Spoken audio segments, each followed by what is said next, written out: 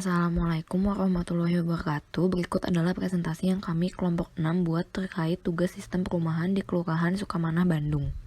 Presentasi kali ini akan dibagi ke dalam 5 bahasan, yaitu pendahuluan, dasar teori, hasil observasi, kesimpulan, dan video. Assalamualaikum warahmatullahi wabarakatuh. Perkenalkan, saya Satya Ramadan 154181074. Sekarang akan menjelaskan tentang pendahuluan dari tugas kelompok sistem perumahan kami. Jadi, untuk pendahuluan, tidak dapat dimungkiri lagi, rumah adalah suatu kebutuhan pokok yang harus dipenuhi oleh manusia. Rumah sejatinya berfungsi untuk menjadi tempat tinggal bagi manusia. Seperti dituliskan pada UUD 1945 pasal 28, bahwa rumah adalah suatu hak dasar rakyat. Oleh karena itu, setiap warga negara berhak untuk bertempat tinggal dan mendapat lingkungan hidup yang baik dan sehat. Di perkotaan, rumah menjadi harta yang sangat mahal dan semakin sulit didapat. Kesenjangan pembangunan antara perkotaan dan pedesaan di Indonesia masih menjadi permasalahan yang belum dapat terselesaikan. Pertumbuhan kota yang semakin cepat menjadi daya tarik bagi penduduk pedesaan untuk datang mengadu nasib yang lebih baik.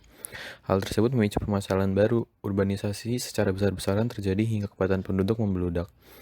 Permintaan akan kebutuhan hunian meningkat sejalan dengan naiknya kepadatan penduduk. Keterbatasan lahan tak mampu memenuhi kebutuhan akan hunian tersebut. Pada akhirnya yang mampu membayar dengan bayaran tertinggi yang akan mendapat tanah lebih dahulu.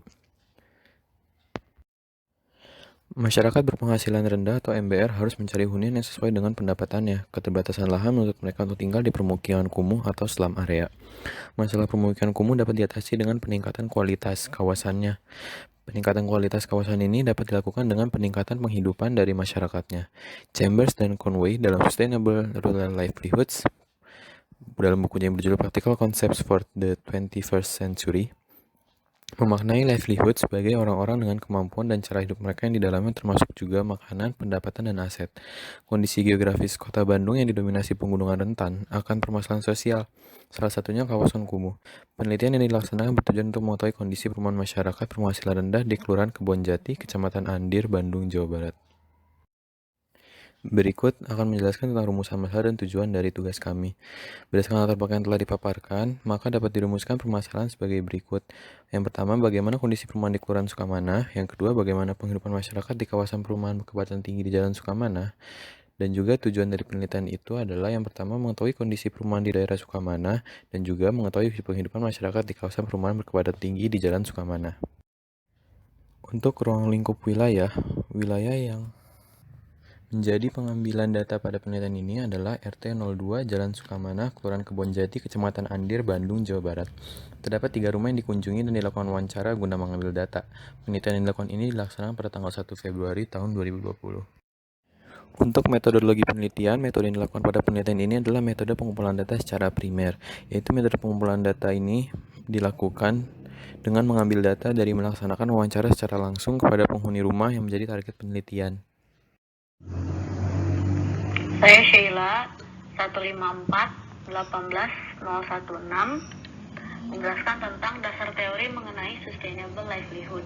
Mike Majarle pada tahun 2001 dalam bukunya yang berjudul Sustainable Livelihood Framework menuliskan sebuah konsep tentang kerangka kerja yang dapat ditinjau selama keberjalanan pengembangan kawasan perumahan masyarakat yang berpenghasilan rendah. Kerangka kerja tersebut menyebutkan bahwa sebuah rumah dikatakan memadai atau memenuhi syarat itu tidak semudah dan sesimpel ada atau tidaknya atap. Kemudian yang menyebutkan kriteria bagi sebuah rumah yang memadai ada 10 yang akan saya sebutkan sebagai berikut. A. Privasi yang memadai, luas ruang yang memadai, aksesibilitas fisik, jaminan keamanan yang memadai, jaminan keamanan kepemilikan yang memadai, stabilitas struktural dan daya tahan, pencahayaan, suhu dan aliran udara yang memadai, infrastruktur dasar seperti perairan, sanitasi, dan pengolahan limbah yang memadai, keadaan lingkungan yang cocok dan berlandaskan hubungan dengan fasilitas kesehatan, serta lokasi yang memadai untuk diakses jika berhubungan dengan tempat bekerja dan fasilitas dasar. Baik, selanjutnya pembahasan akan saya lanjutkan terhadap dasar teori yang mendukung sustainable livelihood, yaitu akses terhadap lahan. Kepemilikan lahan di kawasan perkotaan bukan hal yang mudah untuk diuraikan. Pembahasan mengenai hal ini tidak semudah mengatakan bahwa permukiman itu termasuk ke dalam kawasan ilegal atau legal, atau dengan nama informal dan formal. Namun, kepemilikan lahan disyaratkan dengan berbagai pertimbangan, seperti pertimbangan spasial, administrasi, serta pencocokan dengan pola tata ruang, membuat pemilik lahan berpenghasilan rendah kesulitan untuk mendapatkan legalitas atas kepemilikannya, sehingga banyak terjadi kasus bagi masyarakat berpenghasilan rendah untuk membuat hunian yang tidak layak, asalkan dekat dengan tempat ia bekerja. Kemudian, Sustainable Livelihood juga mengatakan bahwa akses terhadap infrastruktur dan pelayanan perkotaan yang seharusnya ada dalam perumahan. Ketika dikatakan layak, perumahan tersebut dekat dengan infrastruktur dasar yang terdiri atas air, sanitasi, energi, transportasi, dan komunikasi untuk keperluan rumah tangga dan produksi. Assalamualaikum warahmatullahi wabarakatuh. Perkenalkan, nama saya Muhammad Farhan Fairuz, NIM 15418-094. Akan menjelaskan tentang dasar teori, yaitu akses terhadap perumahan.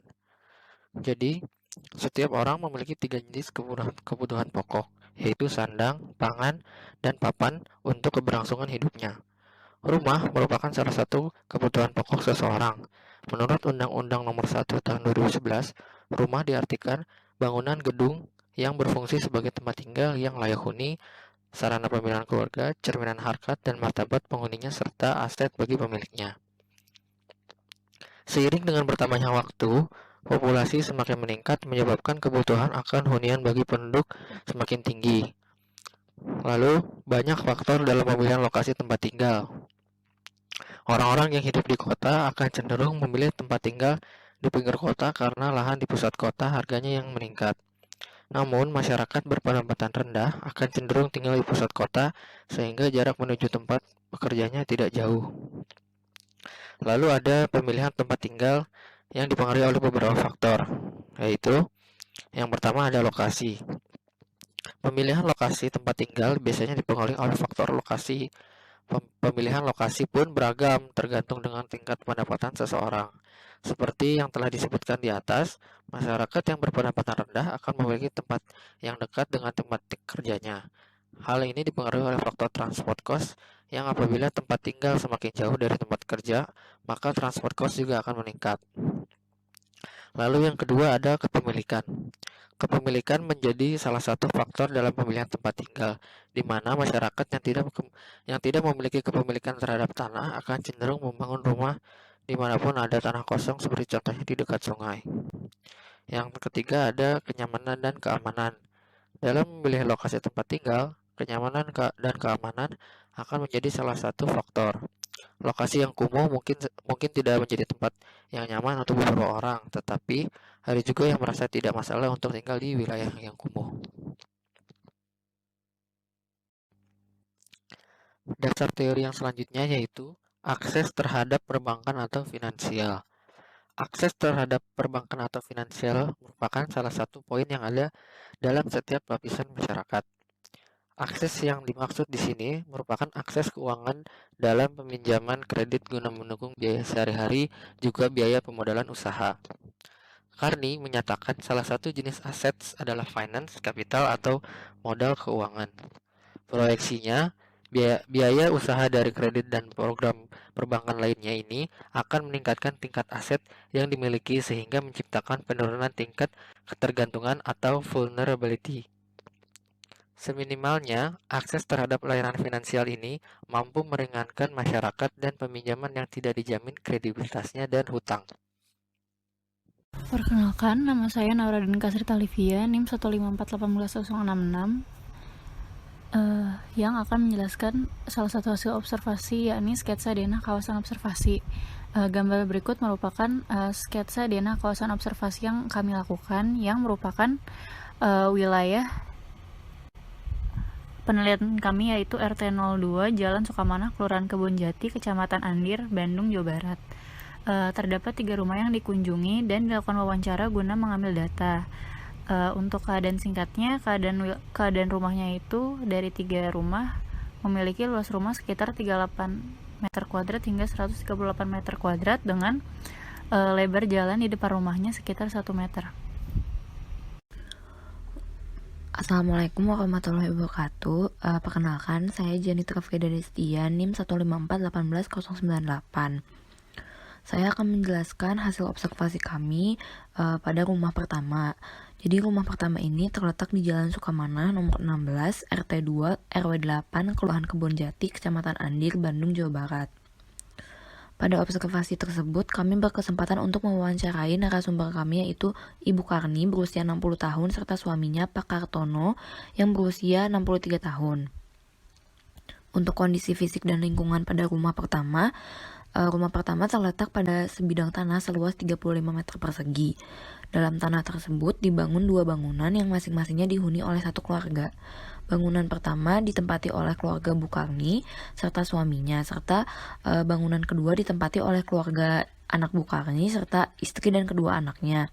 Terkait fasilitas rumah, air yang digunakan keluarga Bu Karni untuk mencukupi kebutuhan keluarga sehari-hari disediakan dari PDAM. Kualitas air PDAM ini bersih dan layak pakai. Namun pada musim kemarau air PDAM ini sulit mengalir sehingga keluarga Bu Karni perlu membeli air. Untuk fasilitas listrik bersumber dari PLN dengan daya listrik sebesar 900 kWh dan tidak ditemukan kendala. Untuk fasilitas umum dan sosial terdapat 1 masjid dan 1 posyandu yang disediakan RW 8. Namun tidak ditemukan ruang terbuka hijau atau RTH dan pos ronda di sekitar RT 2. Meskipun begitu, kondisi di RT 2 ini tetap aman. Tetapi dan juga tidak pernah terjadi kerusakan karena bencana alam dan tidak pernah terjadi penggusuran atau relokasi. Terkait livelihood, keluarga Ibu Karni ini berprofesi sebagai pedagang. Mereka berdagang sate di sekolah-sekolah sekitar Kelurahan Kebonjati. Pendapatan dari berdagang sate cukup untuk memenuhi kebutuhan sehari-hari keluarga. Bu Karni dan keluarganya memilih untuk tinggal di Jalan Sukamanah karena dekat dengan tempat berdagang, dekat dengan pusat kota, dan aksesibilitas yang mudah sehingga tidak memerlukan biaya yang banyak untuk transportasi. Observasi rumah kedua berada di Jalan Sukamanah nomor 24 RT 2 RW 8 Kelurahan Kebonjati Kecamatan Andir, Bandung, Jawa Barat. Kali ini kami mewawancarai Ibu Neng yang berusia 50 tahun dan Ibu Yani yang berusia 41 tahun. Untuk kondisi fisik dan lingkungan rumah, luas tanah sekitar 98 meter persegi yang terdiri dari 1 bangunan dan ditempati oleh 3 kakak atau 11 orang. Untuk sumber air berasal dari PDAM dan sumur dengan kualitas yang bersih, layak pakai, dan tersedia cukup untuk memenuhi kebutuhan sehari-hari. Tidak terdapat kendala karena pada musim kemarau menggunakan sumur. Untuk fasilitas umum dan sosial yang tersedia di sekitar lingkungan rumah, untuk fasilitas peribadatan ada masjid yang terletak di RW 8, untuk RTH tidak ada, fasilitas kesehatan seperti puskesmas dan posyandu, dan fasilitas keamanan seperti pos jaga yang terletak di dekat masjid. Untuk lingkungan tempat tinggal tidak pernah terjadi bencana dan tidak pernah terjadi penggusuran atau relokasi. Untuk penghidupan, profesi Ibu Neng adalah ibu rumah tangga dan profesi Ibu Yani adalah pedagang bakso dengan pendapatan yang cukup untuk memenuhi kebutuhan sehari-hari. Alasan tinggal karena lingkungan yang aman dan nyaman, tidak ada kemalingan, akses kemana saja mudah karena dekat dengan pusat kota dan lokasi yang strategis. Untuk observasi rumah ketiga berada di Jalan Sukamanah nomor 25 RT 2 RW 8 Kelurahan Kebonjati Kecamatan Andir, Bandung, Jawa Barat. Pada kali ini kami mewawancarai Ibu Wiwin yang berusia 53 tahun. Untuk kondisi fisik dan lingkungan bangunan, luas tanah sekitar 138 meter persegi yang terdiri dari 2 bangunan dan ditempati oleh 4 kakak atau 15 orang. Air bersumber dari PDAM dengan kualitas yang bersih dan layak pakai dan tersedia cukup untuk memenuhi kebutuhan sehari-hari. Namun terdapat kendala pada musim kemarau seperti kekurangan air. Untuk listrik bersumber dari PLN dengan daya listrik 900 kWh dan tidak ada kendala. Untuk fasilitas umum dan sosial terdapat fasilitas peribadatan seperti masjid yang terletak di RW 8, RTH yang berupa Taman Cicendo, fasilitas kesehatan seperti puskesmas dan posyandu, dan fasilitas keamanan seperti pos jaga yang terletak di dekat masjid. Untuk lingkungan tempat tinggal tidak pernah terjadi bencana dan penggusuran atau relokasi. Untuk penghidupan sendiri, profesi Ibu Wiwin adalah ibu rumah tangga dengan pendapatan yang cukup untuk kebutuhan sehari-hari. Dan alasan tinggal di sana karena bisa berkumpul bersama keluarga besar, akses kemana saja mudah, dan lingkungan yang aman dan nyaman. Baik, kembali lagi Satria Ramadan 154-18074. Sekarang akan menjelaskan tentang kesimpulan dari tugas kami. Dari data yang telah didapat menggunakan metode pengumpulan data secara primer dengan melakukan wawancara ke 3 rumah, dapat disimpulkan kondisi perumahan di daerah Sukamana terbilang aman, dikarenakan tidak pernah ada maling dan perumahan di sana selalu aktif selama kurang lebih 24 jam. Jumlah kakak yang lebih dari satu pun tidak menimbulkan permasalahan di rumah tersebut. Air bersih pun mudah didapat di daerah tersebut yang didapatkan dari PDAM. Tetapi pada musim kemarau mereka akan kekurangan air dari PDAM sehingga akan menggunakan air sumur. Pasokan listrik dari daerah tersebut juga lancar, tidak pernah ada pemadaman listrik. Selain itu, daerah tersebut terbilang strategis karena dekat dengan beberapa fasilitas umum dan tempat mereka berdagang. Sehingga dari ketiga rumah yang diwawancara mengatakan nyaman dan tidak ada niatan untuk berpindah dari kawasan tersebut. Akan tetapi terdapat satu permasalahan pada daerah tersebut, yaitu belum adanya fasilitas bermain untuk anak-anak maupun lapangan. Kondisi tersebut mengakibatkan banyak anak-anak yang bermain di jalan raya yang tentunya dapat membahayakan keselamatan anak tersebut. Selanjutnya untuk saran dapat kami berikan untuk permasalahan yang ada pada kawasan perumahan di Jalan Sukamana, Bandung, Jawa Barat ini adalah mengadakan lapangan atau tempat bermain untuk anak-anak. Dengan diadakannya lapangan tersebut, anak-anak akan memiliki tempat yang aman untuk bermain sekaligus dapat dijadikan tempat bagi warga untuk mengadakan perkumpulan dan melakukan interaksi lebih satu sama lain.